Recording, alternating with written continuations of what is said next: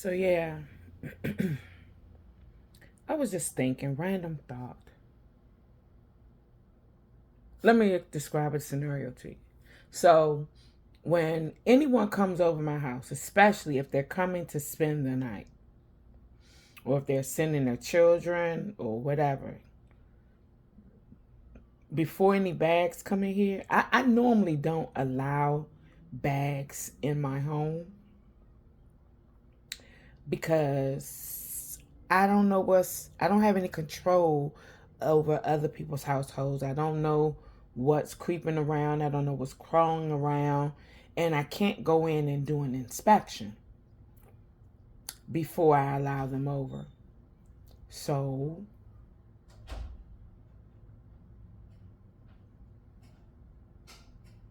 what I do is I take control over what I can, which is what enters my home. And what I have control over is whether that bag that has their personal belongings, whether or not it can enter my home. So before it enters my home, there's a process I go through before I allow it to come in, if I even allow the bag to come in. I either, if it's an adult, I ask them, please leave your bags and things and your belongings in your car and just bring your body. That way I don't have to worry about it. If it's someone visiting, like my grandchild or something like someone like that, I usually don't bring their bags in. It goes through a process. I put it in a trash bag. That bag in a trash bag.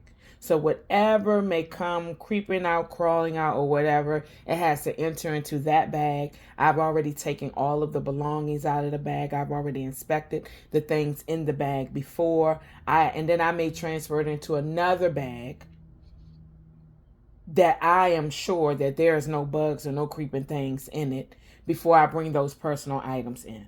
So yes, I go through a lot. I do a whole lot before I allow anything in my home.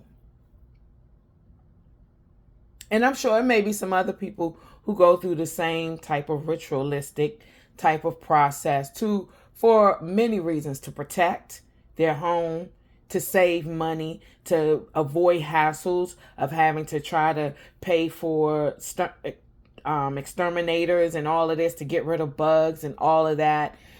You stop the problem before it starts. Well, when it comes to our bodies and the things that we allow in, the things we allow our eyes to let come in, we allow our mouth to let come in, we allow our ears to let come in, we forget that this house that we have, our temple, it doesn't belong to us anymore. It belongs to God. It belongs to the Holy Spirit. And He has a prerequisite of what's allowed in. He don't want to be seeing he don't want any old thing in this house.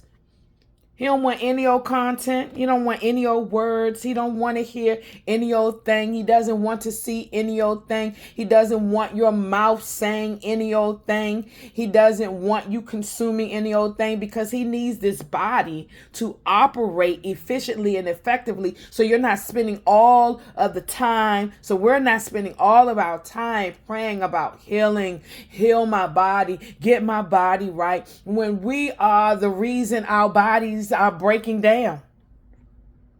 It's like paying an exterminator to kill bugs and then come right behind them and release bugs all over your house.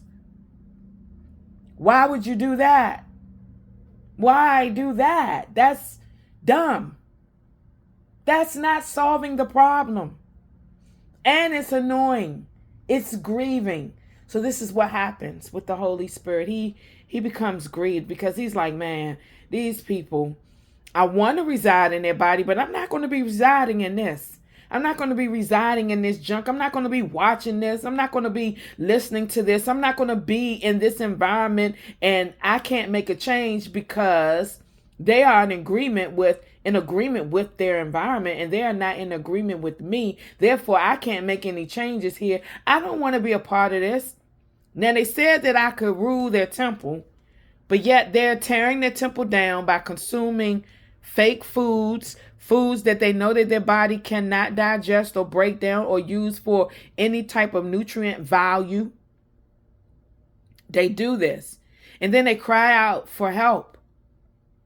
Make it make sense. And so I just had this thought because I was just thinking about this like, man, yeah, I go through a lot to make sure a bug don't get in my house. But do I go through that same process when I'm watching something online, or if I'm watching a television show, or if I'm listening to the song and the beat is making my body moving and I'm allowing those words to glide in because the beat is so good and my body is responding to the body that I told God belongs to him. I'm now lending it to this beat so that these words can come in and enter into my heart and then enter into my subconscious mind and then begin to rule me. And now the Holy Spirit, who supposed to be ruling my house, is now getting moved out because he ain't gonna stay with a whole bunch of foolishness.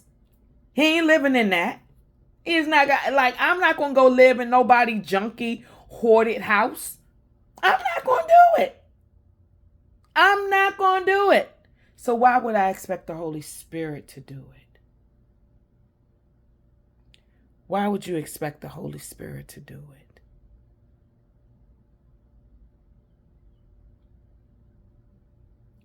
Use the same ritualistic behavior. So you can keep Holy Spirit, so you can keep him residing with you. Or else he gonna move out.